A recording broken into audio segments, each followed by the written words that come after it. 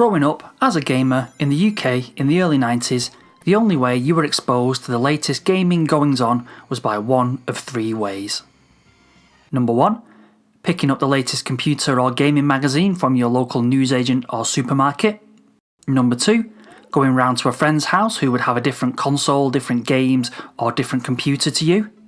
And number 3, good old playground gossip, where there was always at least one member of your class who would swear blind to you that their dad, cousin or grandma worked for Sega or Nintendo, and would spout harebrained theories like if you press the yellow tab on EA Mega Drive cartridges, that this would erase the entire game.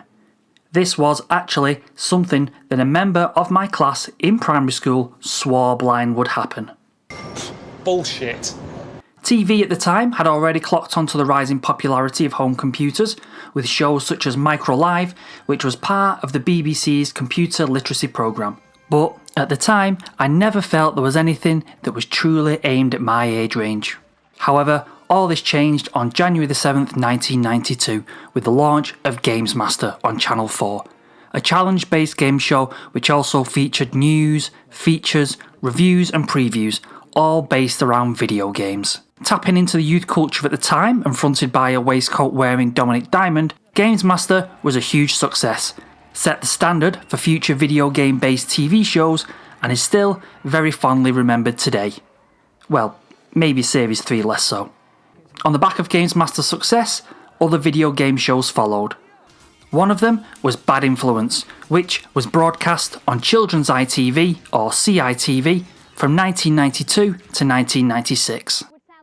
I was a huge and avid fan of Bad Influence right from the start and would tune in every week at 4:45 and record every episode. For me, Bad Influence also signalled the start of the weekend, as I would then have only one day left of school before it was the weekend, and I could come home on a Friday and watch shows like Nightmare while tucking in to my traditional Friday night chippy tea. Simon. Yes. Side step to your left.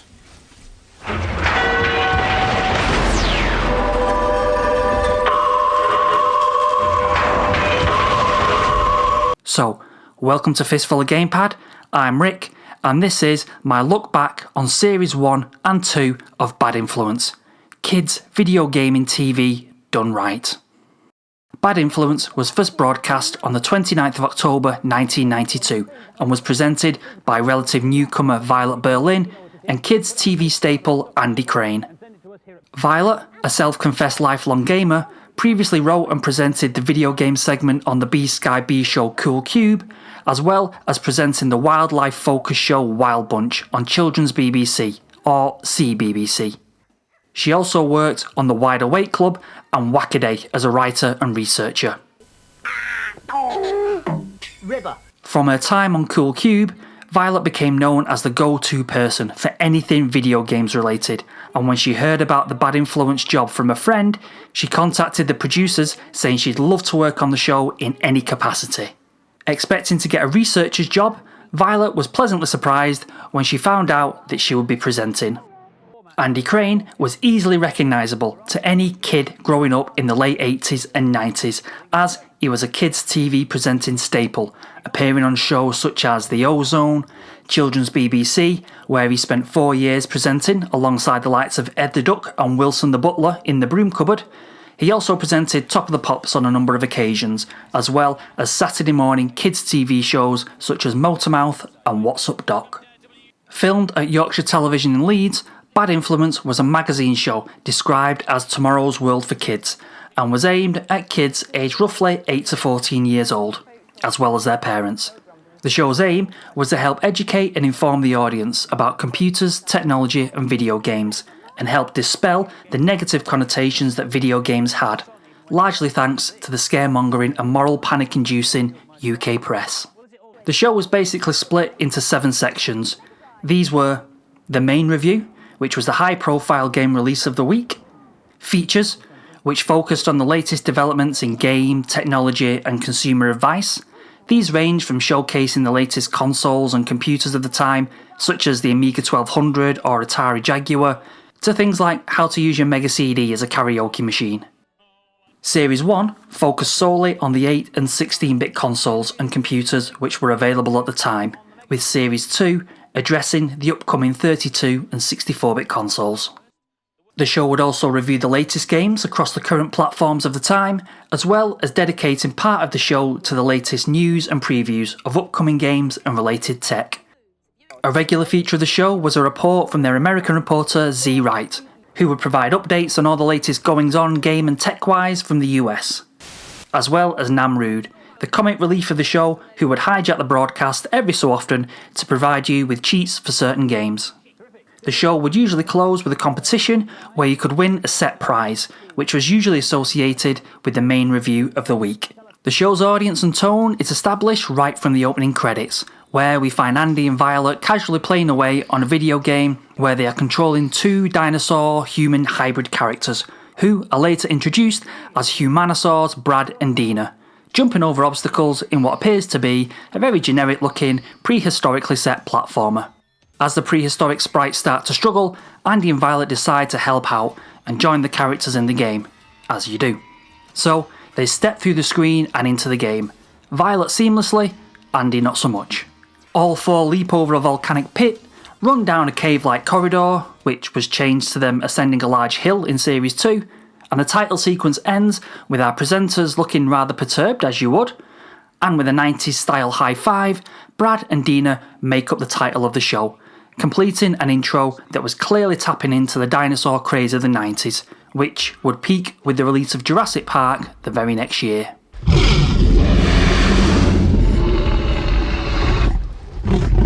Right from the opening line of the very first episode, Andy Crane summarises the main draw of the show. The only place you'll be able to see moving screenshots of the very latest games. Check this out, Streets of Rage 2. Again, putting this into context, at the time, this was a really big deal, as, up until then, prior to the arrival of Bad Influence and Games Master, the only way to get any exposure to the latest video game news, reviews, or previews was via magazines. Each episode opens with an introduction from either Andy or Violet on what is coming up in the show. Reviews were split into two sections, the main review and what I refer to as additional reviews, each lasting roughly 3 to 5 minutes. The main review, as you might expect, was the big, high-profile, hotly anticipated game that we, as gamers, would have eagerly been waiting for at the time. Main reviews in Series 1 and 2 were mostly on either the SNES or the Mega Drive/Genesis, as they were the main consoles out at the time. The only exceptions being Super Mario Land 2 on the Game Boy, Lemmings 2 on the Amiga, and Jungle Book on the Game Gear. After a bit of a slow start, with the likes of Joe and Matt Caveman Ninja, NHL 92 and Super Aleste making up the main reviews, things soon picked up, and big releases like Sonic 2, Super Mario Kart, Echo the Dolphin, Streets of Rage 2, Super Star Wars and Lemmings 2 soon took top billing. This was built on in Series 2 where, straight from the first episode, the main review was Jurassic Park on the Mega Drive, clearly capitalising on the huge popularity of the film that had been released in cinemas a few months prior.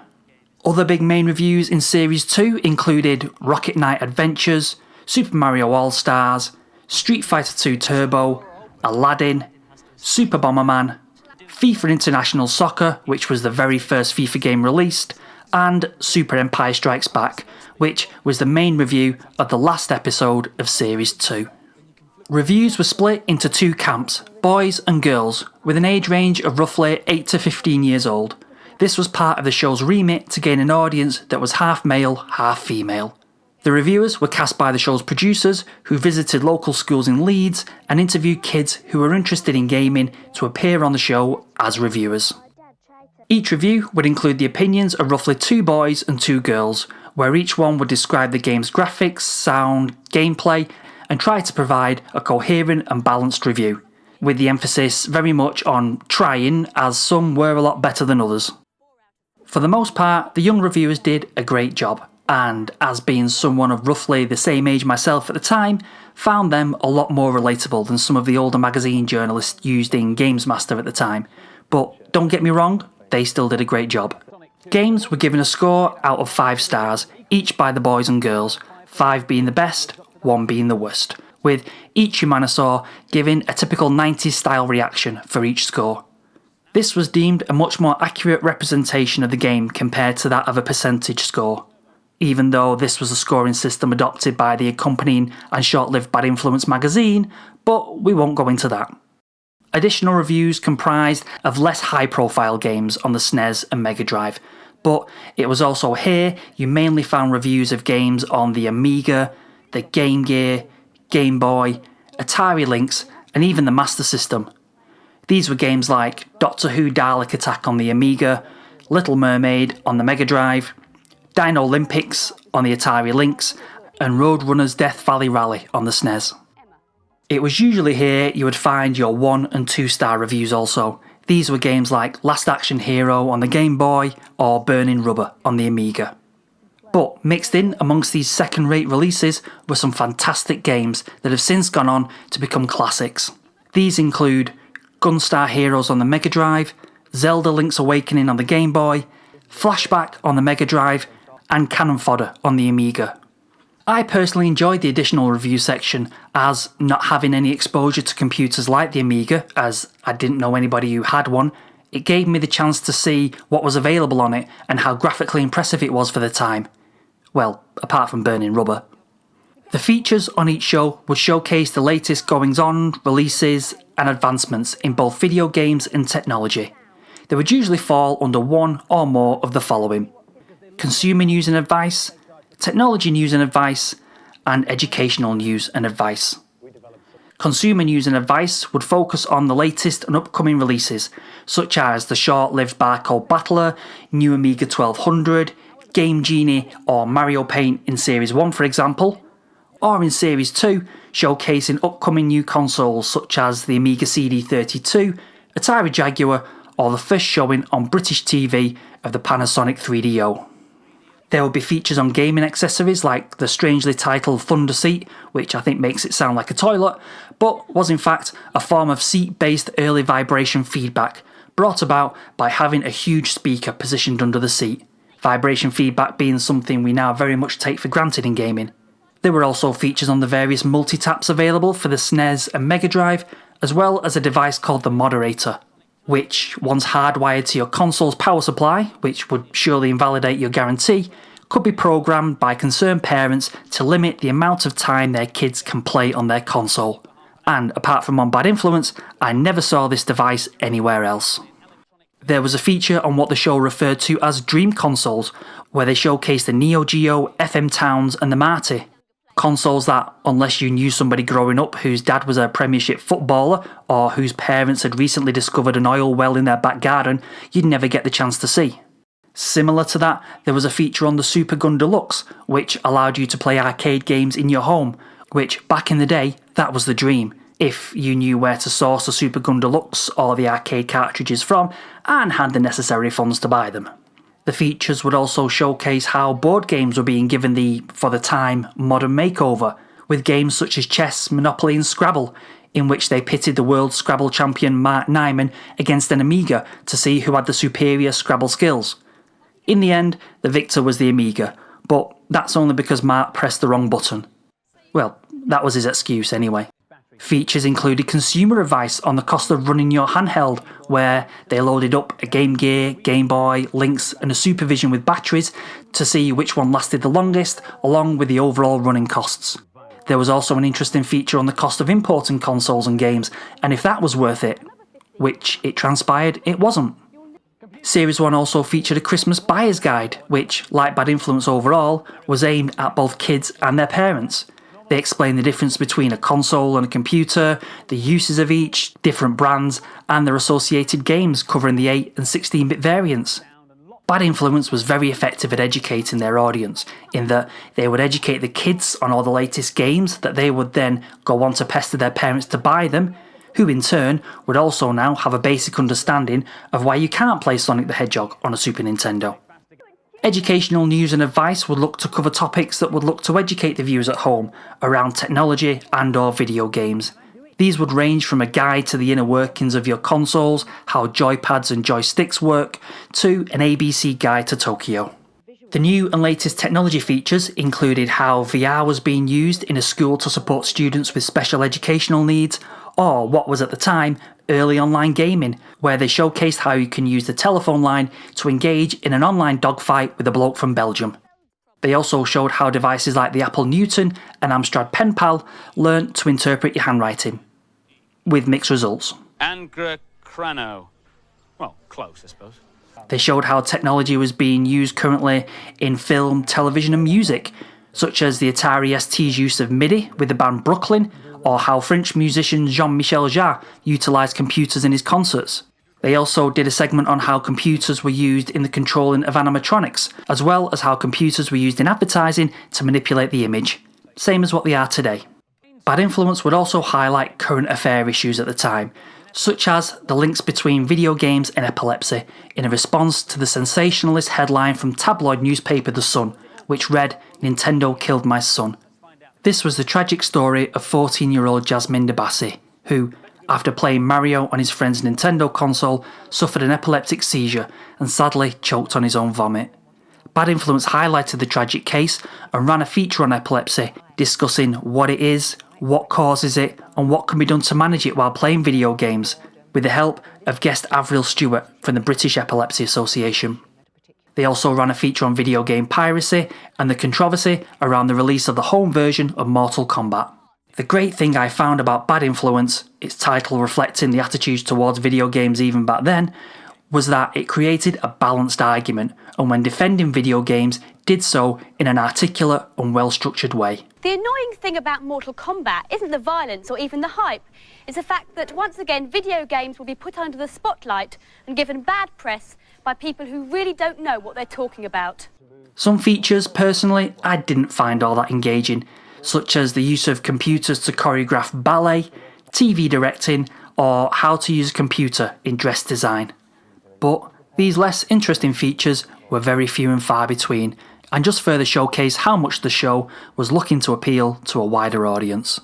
The show would occasionally have on special guests, such as high-profile groups for the time, such as Take That, where Gary Barlow tried to convince us that he plays video games. Yeah, I play Game Boy most of all. Yeah. I'm a bit of a Super Mario fan. As well as less high-profile groups of the time, like pop duo Fresh or Brooklyn. Yet I'd never heard of either of them, even back then. Whether the feature was on consumer, educational or technological issues, there would always be a bit of an overlap where each feature would contain a bit of all three, and there was just as much emphasis on the technological advancements and applications of the time. It wasn't all just about video games. During the show, Andy and Violet will be regularly interrupted by Nam Rude, the waistcoat-wearing, shaven-headed techie. Nam was a comic relief of the show, who would provide you with cheats along with a bit of a skit which would usually have something to do with the previous feature, more often than not ending badly for Nam. Because that would be a good idea, not... Each cheat section was brought to you live from Nam's shed, presumably somewhere on the grounds of Yorkshire Television, in the context of the show. Nam would perform the cheat there and then to show that it worked, even sticking the cheat to the side of his head so he could write it down. Nam Rude, which is doorman backwards, was played by British actor Andy Weir and would refer to the viewers as Scrotty, Slimy or Techie Furtlers. Furtlers being another word for a techie.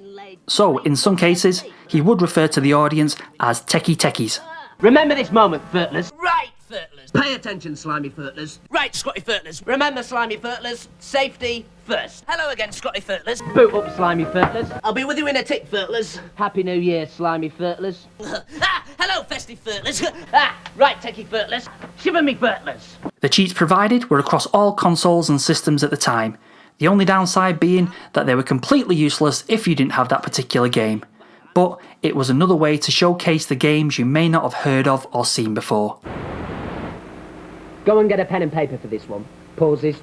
Continues.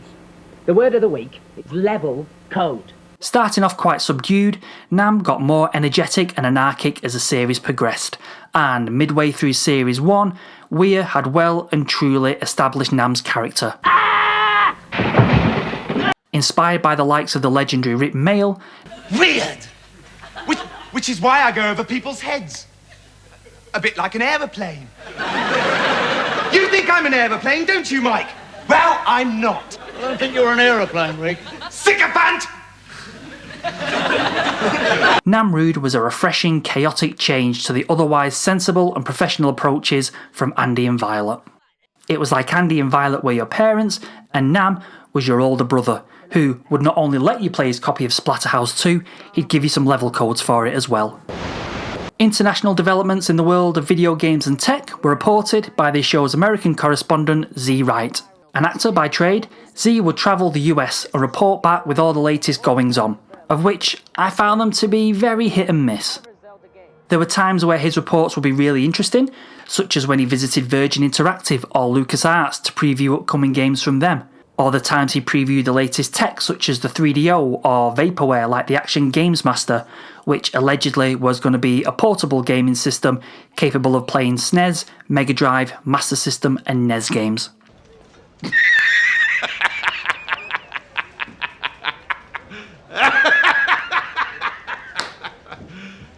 You serious? Also interesting was his breakdown of the cost of gaming in the US, or how the Nintendo hotline is run by the games counsellors, which I found especially interesting as I would later go on to be a regular contactor of said hotline when I got Donkey Kong for my Game Boy.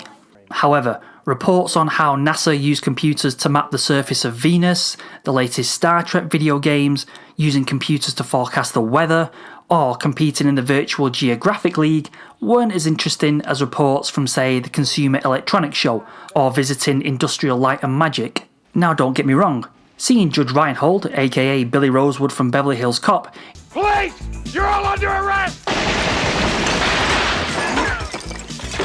in the cheeserific training video for the Virtual Geographic League game Battletech does make for fun viewing, but it's not worth having to sit through the whole of Z's report. Bring her back.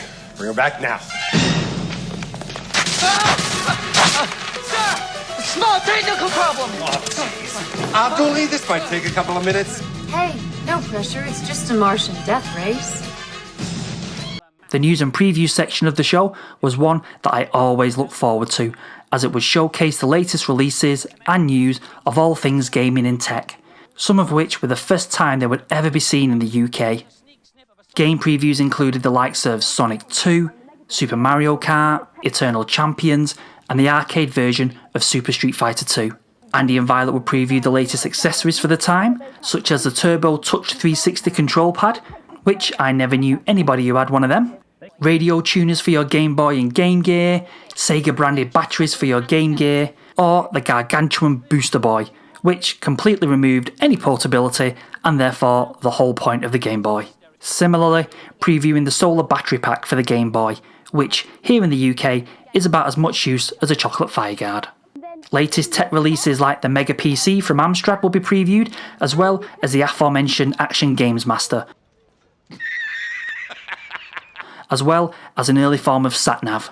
News stories would report on upcoming events like the Future Entertainment Show, which they would later report from, and even a plug for the Games Master Live show, just to show that there wasn't really any rivalry between the two shows, as they were clearly aimed at different aged audiences. Other stories that were reported on included how some shops got a bit keen and released Sonic 2 5 days early, allowing some people to pick up their copy before the much hyped Sonic Tuesday, as well as previewing the latest fashion wear for gamers, which were clearly dreamt up by an out-of-touch clothing company who were completely deluded if they thought anyone, let alone gamers, would wear this. Needless to say, it didn't catch on. Every episode of Bad Influence would close with a competition, where prizes would usually be along the lines of winning the main review of the week along with the accompanying console to play it on, as well as a Bad Influence t-shirt. Sometimes prizes would vary, and instead of winning the week's main review of, say, Super Mario Land 2 and a Game Boy to play it on, the competition prize was a weekend recording session with the band Brooklyn. Needless to say, given the choice, I know which one I'd rather have. Or, instead of winning a copy of Super Mario Kart and a SNES to play it on, you could win one of 10 copies of Take That and Party on VHS and a Bad Influence t-shirt. Right. The competition questions, which were related to the prize, contrary to other kids' TV shows at the time, weren't all that easy, especially in a world where access to the internet, and therefore the answers, wasn't readily and easily accessible. Granted, some were very straightforward, such as naming the 2 droids from Star Wars, or naming the hedgehog from the Beatrix Potter books. But if you or a member of your family didn't know the answer off the top of your head, you'd have to visit your local library or break out the old Encyclopaedia Britannica and look up what type of animal a lemming is, what age came before the Jurassic Age, or what laser stands for. And if your knowledge didn't stretch as far as knowing who won the 1993 Women's FA Cup final, then your chances of winning a Mega Drive with a copy of FIFA International Soccer were sadly non-existent. And, for those who were curious, it was the Arsenal ladies who beat the Doncaster Belles 3-0. The show would close with the Data Blast, a frantically firing scrolling of screens with over 50 pages of information, such as all the week's reviews, news, previews, NAMS cheats, as well as a bucket load of other games and tech-related information. Of which, the show was very keen to promote the Data Blast and show you how to access it. All you need is your Commodore Garden video recorder. And the bit of the programme to record is the credits, the last 30 seconds, where everybody's name shoots across the bottom of the screen. When you've done that, rewind it and play it back. But don't play it back at the normal speed. Play it back using your pause and frame advance. And when you've done that, more than 90 different pages of information will become available to you. Now, as clever as this was at the time, our humble Orion VHS recorder didn't have such a modern function as frame advance, so I was unable to partake of the Data Blast. If I tried simply pressing pause, the screen was completely obscured by the static. But then I have to ask myself, if I could have, would I have accessed it?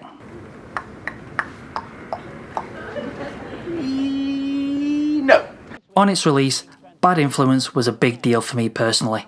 It took the static images of video games that I would stare at in awe in magazines and showcase them in motion on my TV in my living room.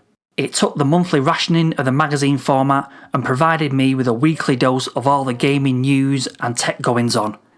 Well, for 13 weeks in Series 1 and 15 weeks in Series 2 anyway.